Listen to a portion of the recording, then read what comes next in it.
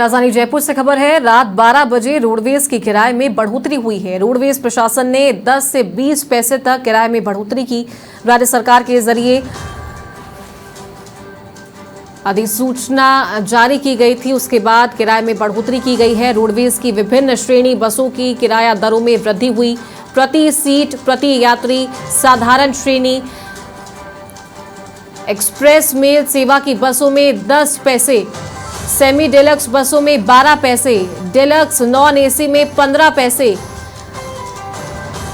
वातानुकूलित में 15 पैसे, वातानुकूलित श्रेणी की सुपर लग्जरी बसों में 20 पैसे प्रति किलोमीटर की वृद्धि हुई है।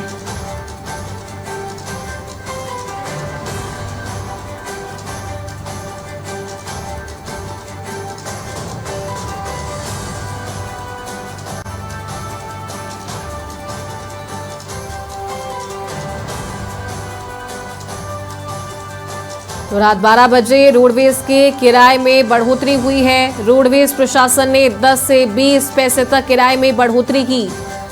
राज्य सरकार के जरिए जारी अधिसूचना के बाद किराए में बढ़ोतरी हुई है। रोडवेज की विभिन्न श्रेणी बसों की किराया दरों में वृद्धि हुई।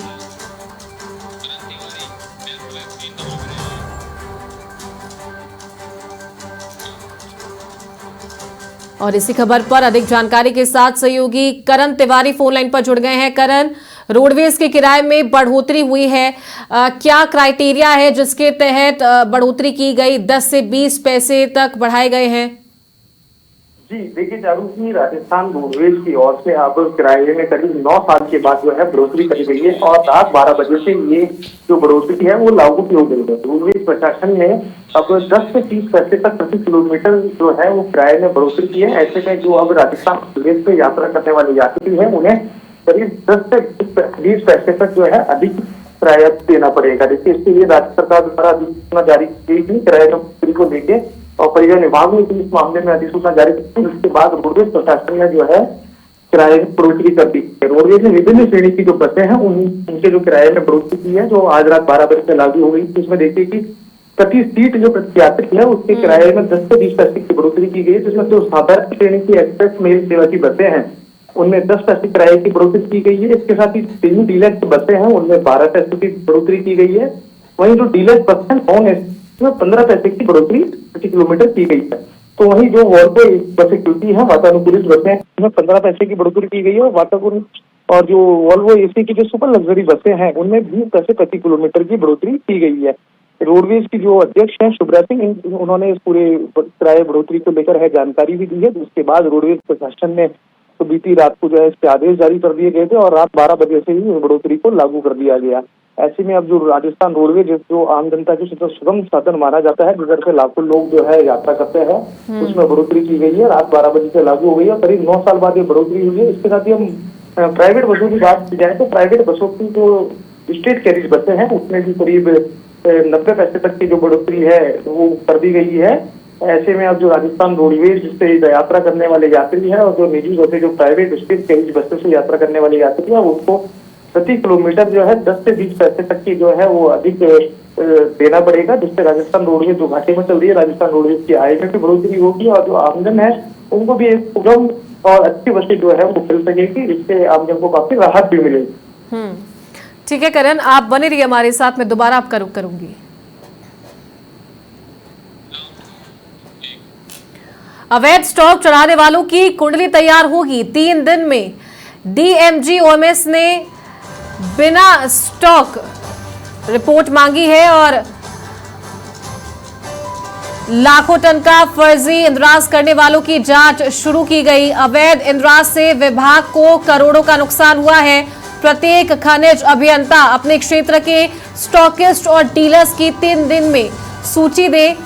वेब्रिज से 2 मिनट में 40 किलोमीटर दूरी के वाहन कंफर्म होना जांच का आधार बना है। तो फर्जी वेब्रिज और कैमरा छेड़छाड़ से अवैध निकासी हो रही थी। खाली तुला यंत्रों से भी ई रवन्ना जारी हो रहे थे। फर्जी स्टॉकिंग पर एफआईआर और रिकवरी होगी। राज्य भर में स्टॉक सत्यापन अभियान शुरू करने के निर्देश दिए गए हैं।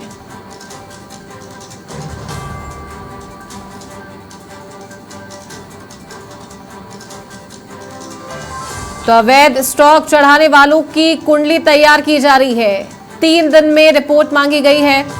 लाखों टन का फर्जी इंद्राज करने वालों की जांच शुरू की गई। करण तिवारी हमारे सहयोगी ज्यादा जानकारी के साथ फोन लाइन पर बने हुए हैं। करण, क्या दिशा निर्देश जारी हुए हैं? जो लोग अवैध स्टॉक्स कर रहे हैं उन्हें लेकर क्या रिपोर्ट तैयार करने के लिए कहा गया है? चलो देखिए, जो राजस्थान में जो अवैध स्टॉक चढ़ाने वाले लोग हैं, जो विभाग के अधिकारी और कर्मचारी है, अब उनकी जो है कुंडली खान विभाग की ओर से तैयार की जाएगी। इसको लेकर जो खान विभाग के निदेशक है दीपक तंवर, तो उन्होंने एक आदेश भी जारी किया है और उसकी जो रिपोर्ट है 3 दिन भी मांगी गई है। क्योंकि देखिए, एक दीपक तंवर का जो रिटायरमेंट है वो 30 तारीख को होना है। ऐसे में उन्होंने अपने रिटायरमेंट से पहले ही खान विभाग में एक एक्शन मोड अपनाया है। उस एक्शन मोड के तहत जो है जो अवैध स्टॉक चढ़ाने वाले हैं उनके कुंडली तैयार करने के लिए उन्होंने निर्देश भी दिया है। इस संबंध में उन्होंने आदेश जारी कर दिया है और 3 दिन में ही उन्होंने रिपोर्ट मांगी है।